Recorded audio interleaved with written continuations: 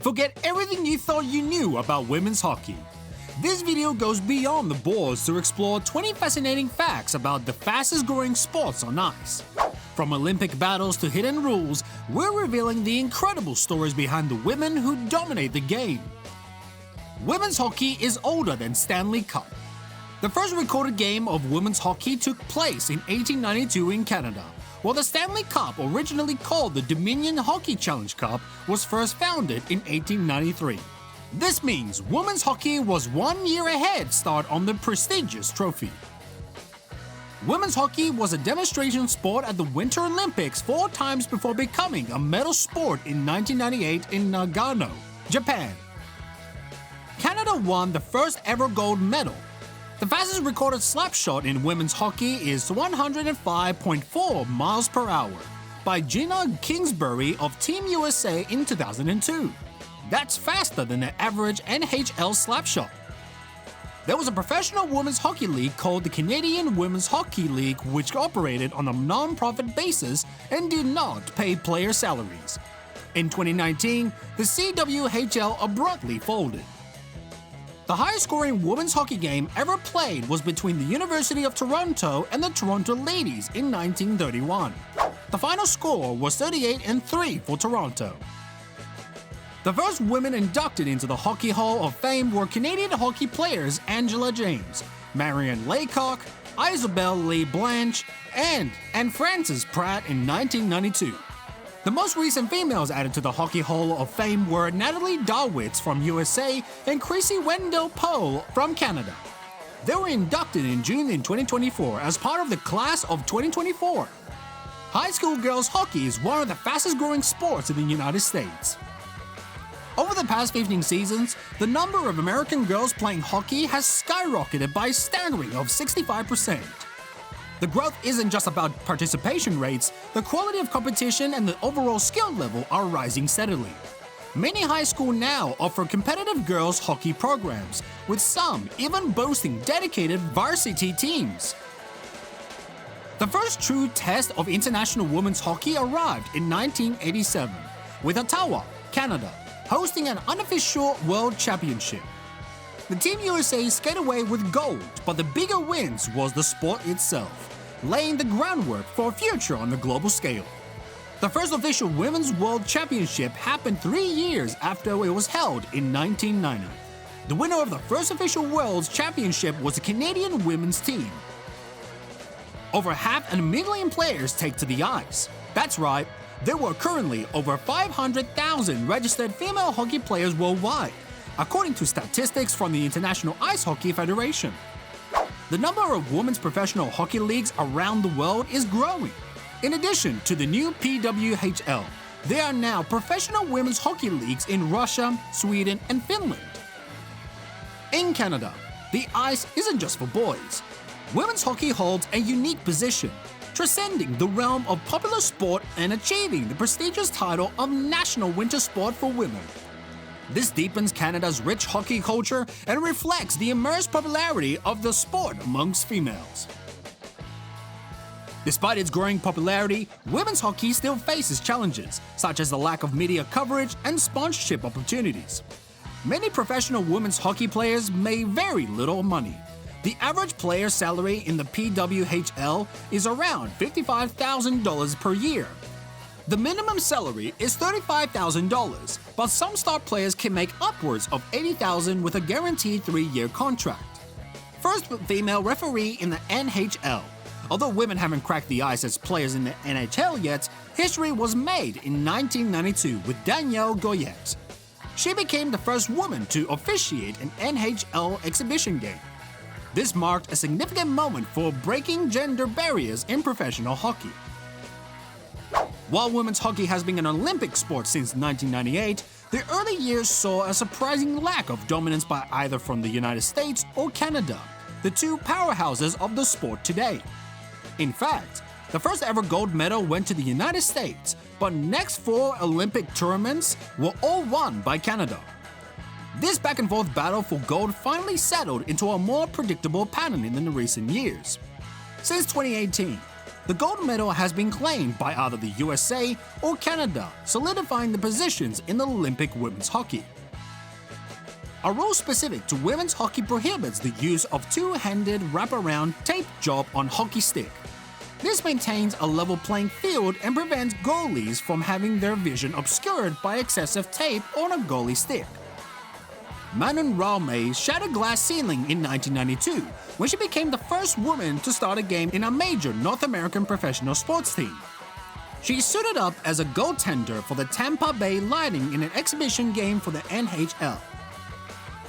Anya Shirley, a Canadian forward who played in the 1930s and 1940s, holds a remarkable record. She is the only player in history to score 10 goals in a single national championship game. Hayley Wickenheiser of Canada holds the record for the most points scored at Winter Olympics, surpassing both men's and women's hockey players. This scoring powerhouse also broke boundaries by playing full-time professional hockey with men. In the Professional Women's Hockey League playoffs, the top seed gets to stir the pot by choosing their opponent from the underdog number 3 and number 4 seeded teams. This mind game can add a layer of strategy and potentially pit the strongest team against a team they perceive as weaker, while the remaining team gets an unexpected shot at the top dog. Believe it or not, there's a women's hockey team that boasts the best win-loss record in history, surpassing even a legendary Wayne Gretzky. The Preston Rivulets from Canada racked up a mind-blowing 348 wins with only 2 losses.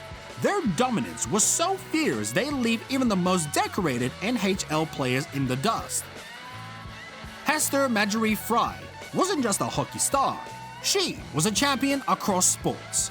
She won multiple gold medals in women's field hockey at the Olympics and dominated women's ice hockey leagues in the early 1900s. Believe it or not, women's hockey wasn't always played with the rubber discs we know today. Back in the day in the 1900s, some leagues used a ball instead. Picture this: players wielded sticks with nets on their ends, scooping and carrying the ball across the ice rink in a fast-paced game that sounds like a wild mix of lacrosse and hockey. Imagine a goalie so dominant they shut their own opponents a staggering 5 times in an international tournament. That's exactly what China's Guo Wei achieved in 2019 IIHF World Championship, a world record unmatched in both men's and women's hockey. Talking about a wall, this goalie is a brick fortress. Forget back-to-back championships. The Dartmouth Big Green women's hockey team rewrote the record books with a jaw-dropping 6 consecutive NCAA titles. From 1998 to 2003, they were an unstoppable force, leaving a trail of shattered dreams and a legacy as the most dominant team in college hockey history for men or women. Unlike men's hockey sticks, which were curved, women's hockey sticks are traditionally straight. However, the use of curved sticks in women's hockey is becoming increasingly popular. Believe it or not, the intense body checks you see in women's hockey today aren't always part of the game. Up until 1987, women's hockey resembled a much faster-paced game of tag, with body checking strictly prohibited. This rule change in 1987 marked a significant turning point, allowing the sport to evolve into a more physical and strategic game we know today. The introduction of body checking wasn't without its adjustments. Leagues like the PWHL implemented specific rules to ensure player safety. Women's hockey players wear the same protective gear as men's hockey players, with a few minor modifications. For example, women's chest protectors are often designed to fit a woman's anatomy better. The NHL only requires players with less than 25 games experience to wear a visor, while the PWHL, all players must wear full face protection, whether that is a full visor or cage. Hockey Canada has the most registered female hockey players of any national hockey federation in the world. Hockey Canada has implemented numerous initiatives specifically designed to encourage girls' participation in hockey. It's a pipeline feeding future generations of Canadian women's hockey stars. Canada's national women's team, consistently ranked among the world's best, is a prime example of the talent pool nurtured by Hockey Canada's focus on female players. The jailbreak rule. Unlike the NHL, where a penalty is a sentence you have to serve, the PWHL offers a chance at redemption. Here's the twist. If the team with a penalty scores a shorthanded goal, the penalty gets erased completely. Imagine the panic in the players' eyes as they race down the ice shorthanded, knowing this goal isn't just for glory. It's a jailbreak for their teammate. This jailbreak rule adds a layer of excitement and a strategy to penalties in the PWHL, making a shorthanded goal even more rewarding. The PWHL throws a twist into their overtime format. Before a shootout, teams get a chance to settle things in a fast-paced, 5-minute short overtime. This intense period is played 3-on-3, meaning there's more ice for each player and a ton of space for offensive plays. It's a desperate scramble for a goal to avoid the high-pressure shootout. Forget about sleek, protective gear of today's players. Early women's hockey players often took on the ice with long skirts, sweaters, and torques.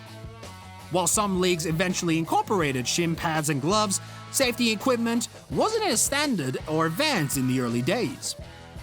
Forget about waiting for official leagues. Universities were hotbeds for early women's hockey. Pioneering schools like Queen's University in Kingston and McGill University in Montreal were lacing up their skates and forming some of the first organized women's teams by the 1890s.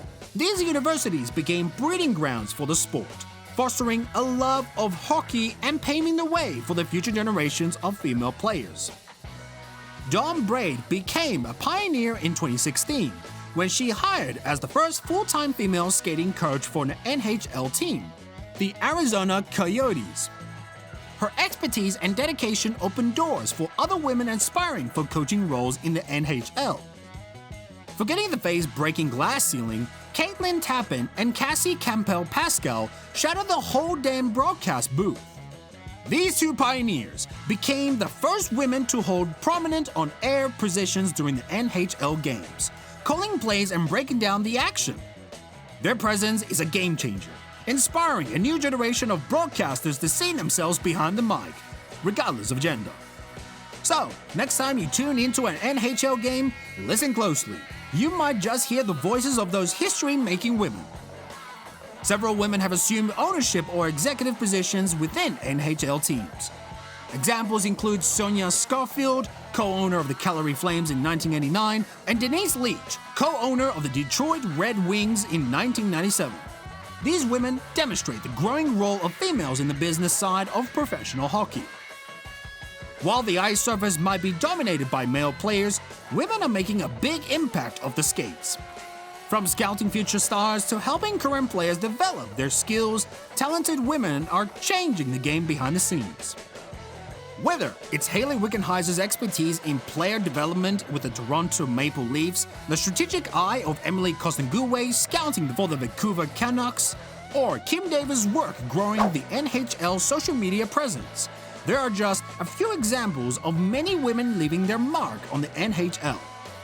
There are so many amazing players and stories in women's hockey. If you enjoyed this video, let me know by giving up a thumbs up. And to see more content about hockey, hit that subscribe button before it's too late.